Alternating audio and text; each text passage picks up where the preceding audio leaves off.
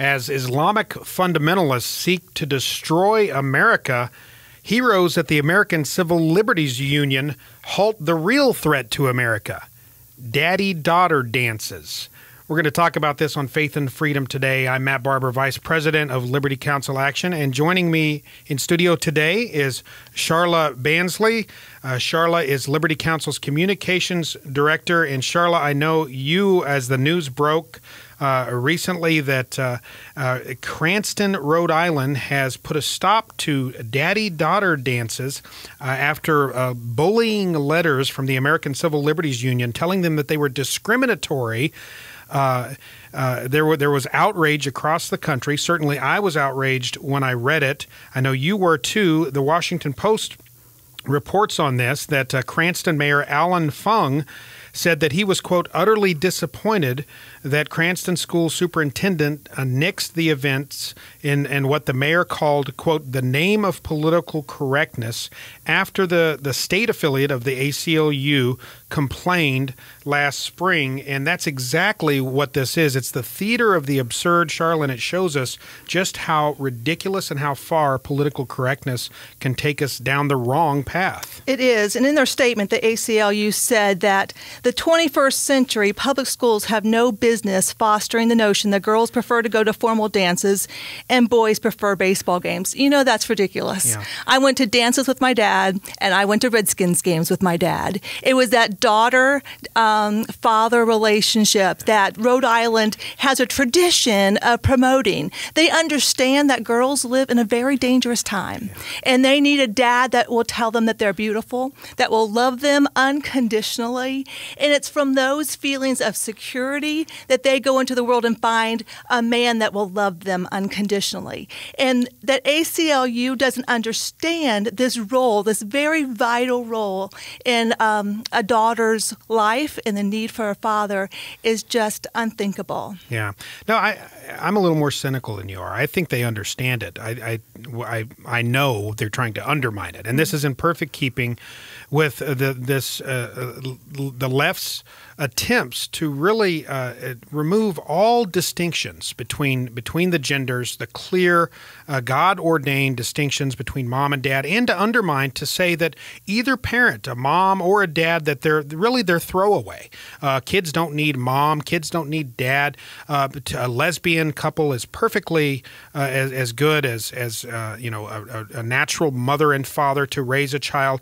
And in fact, they'll take it so far, again, as to say that we have to ban daddy-daughter dances because that somehow excludes the mother. You know, they've attacked Mother's Day in the past. They've attacked anything. They're trying to create this again, gender-neutral environment that flies in the face of reality and flies in the face, certainly, of our history. This is offensive, but I like when they do stuff like this simply because it reveals the true colors of the progressive movement. You're absolutely right. It does fly in the face of reality. Even NBC News, My Health News Daily, reported the beginning of this year of a study that was done in Manchester in the UK, the University of Manchester. And it showed that about 18% of women share personalities with men, and about 18% of men share personality traits with women, but the majority of women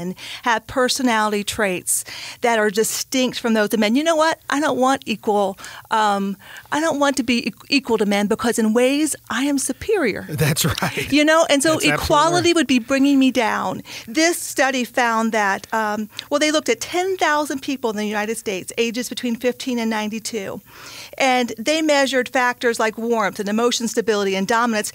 And what they found were that men tend to be more dominant, forceful, and aggressive, and women tend to be more sensitive and warm. You know what? You need both in a home. My husband is there to raise the hammer, and I could coddle. Mm-hmm. But you know what? If I coddle my sons, they're not going to learn to be the men they need to be. And they have said that over and over. They have thanked their dad. They have never said, "Dad, you were too tough on me." As they're now grown, right. We have one left at home. They've always thanked him for teaching them how to be men. And But women, we can come in and coddle and be the nurturers that we need to be. In the father-daughter relationship, it was from my father that I learned that I could be whatever I wanted to be. He told me that and always made me feel important, and no one could make me feel unimportant because he affirmed me. Well, very well stated. And, Christ himself reminds us that in the beginning, God created them male and female, that a man will leave his mother and father, be joined to his wife, and the two will become one flesh. That is the environment in which children, that is the gold standard in which children are to be raised.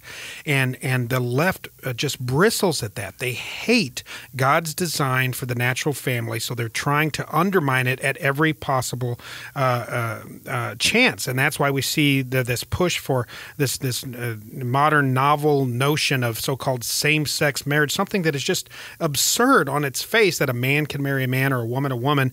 But that's the whole point here, is to attack the natural family. And here, daddy-daughter dances are in the crosshair. Mother-son baseball games are in the crosshairs. And my daughters, I take them every year to a daddy-daughter dance. I have two precious little girls, one 9, one 7, and they get all dressed up in their formals, and we go to the daddy-daughter dance, and they talk about it constantly. We have pictures, and the bonding there that occurs between me and my precious little girls is just it's priceless.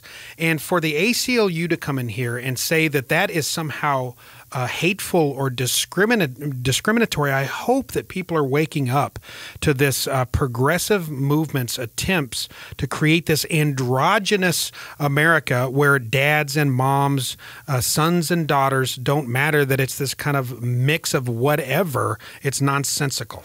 This whole issue started because a single mom with a daughter felt excluded. And so you went to the ACLU. I would just reach out to the single moms out there and remind you that there are men who would be happy to take her daughter to the dance and be that stand-in dad. That surrogate dad. That surrogate dad. And to reach out, single moms don't have to do it alone. You can reach out. I was just reading a report. It was made by Dr. Meg Meeker, and it's entitled "Strong Fathers, Strong Daughters: 10 Secrets Every Father Should Know." And she's talking about how our culture has never been so dangerous for girls. 1 in 4 girls have an STD. 1 in 4 walking our high school have an STD. 41% of girls between the age of 14 and 17 years old experience unwanted sex.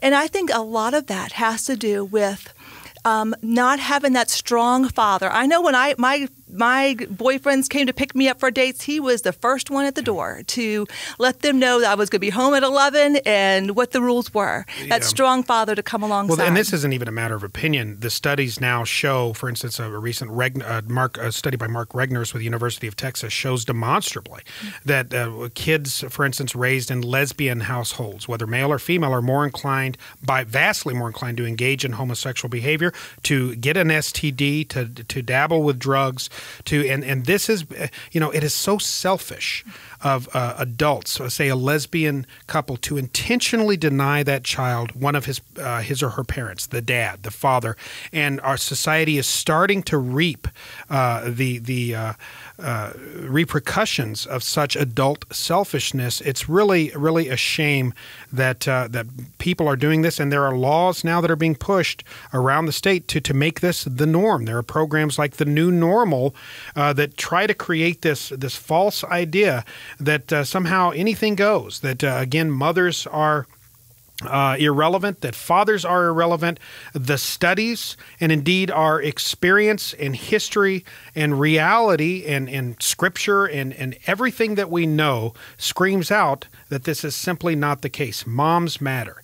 Dads matter, and kids who are intentionally denied a mother or a father are worse for the wear, and there is simply no questioning this reality. Well, folks, at Liberty Counsel, we're doing everything we can to defend daddy-daughter dances, to defend the natural family, to defend biblical sexual morality within the bounds of marriage between a man and a woman as God intended, as history has held, and as uncompromising biology reminds us on a daily basis. Go to lc.org to find out how you can become part of Liberty Counsel's mission, or give us a call at 1-800-671-1776. Stand with us as we stand for the natural family.